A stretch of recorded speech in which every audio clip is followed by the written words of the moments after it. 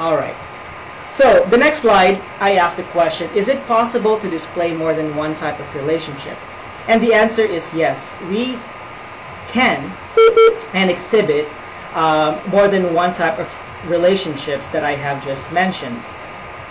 We may have a different type of relationship with our parents. For example, our relationship with our parents may be one that is more of communal sharing. Another relational type would be with our co-workers. For example, in our workplace, there is a defined authority, so it may be authority ranking type of relationship. The next point there is that different cultures will emphasize or give importance to different relational type. For example, in the Filipino culture, it's a very communal culture, so it's more of a communal sharing type of relationship.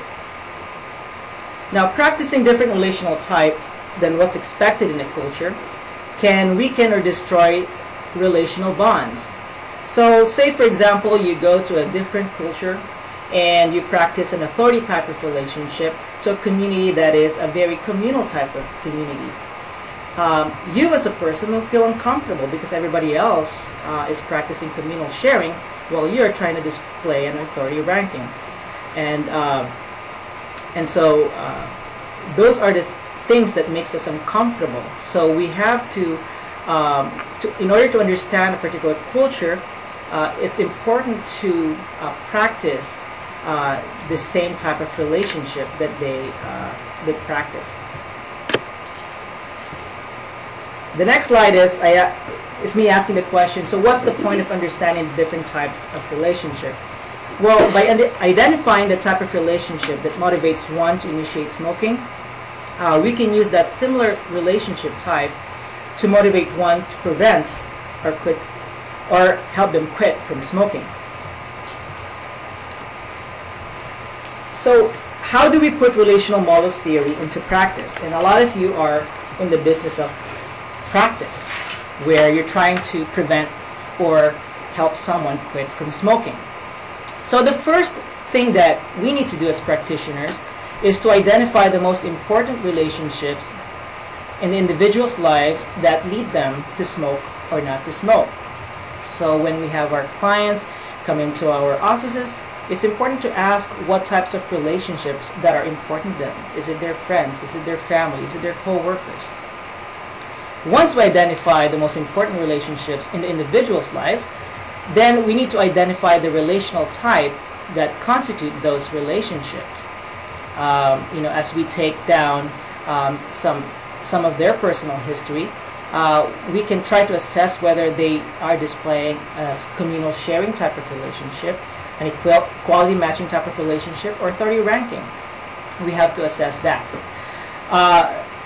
The third step is to develop programs or policies based on the specific relational type that motivates the individual to quit smoking. So when an individual comes, our client comes to our office and is willing to, is expressing his or her want to quit smoking, then we need to ask that individual, well, what is motivating you to quit smoking? And a lot of the motivations actually comes from our relationships, and sometimes we just don't think of them that often, because even somebody who thinks that, oh, it's for me, or that sometimes we think of ourselves that it's all me that that have led me to this. We also need to look at the background history of that, because sometimes we quit smoking because we're doing it for our family, or we're doing it for our loved one.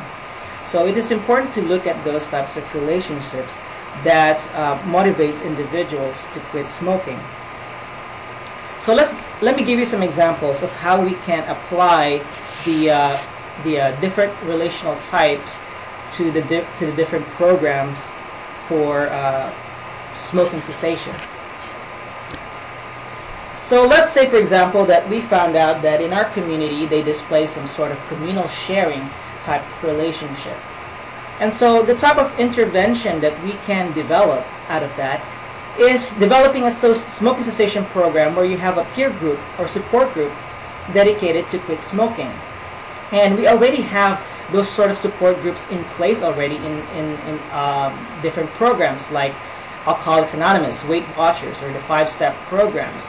Those are examples of communal sharing type of interventions.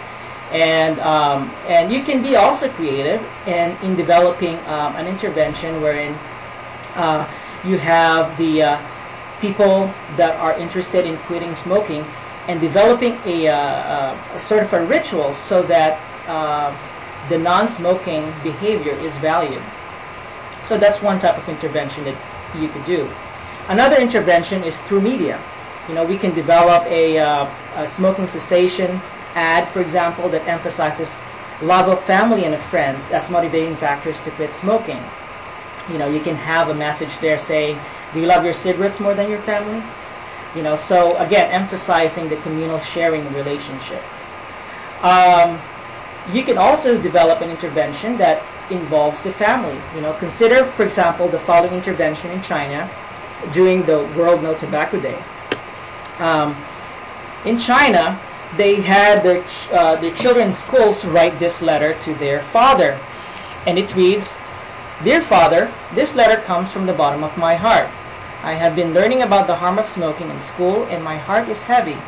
Science shows us that smoking can cause lung cancer and heart disease and cause death before people get old. Also, the smoke from others can harm those who do not smoke.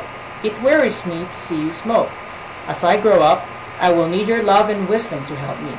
Tomorrow is World No Tobacco Day. Won't you please consider giving up smoking? The day after tomorrow is Children's Day. The best present I can get is not a toy but a promise that you will try to stop smoking. I love you, Father." After 210 days, 11% of the 7,000 fathers who smoke quit smoking. So this is just an example of how communal sharing can be used for an intervention for smoking cessation. Another type of relationships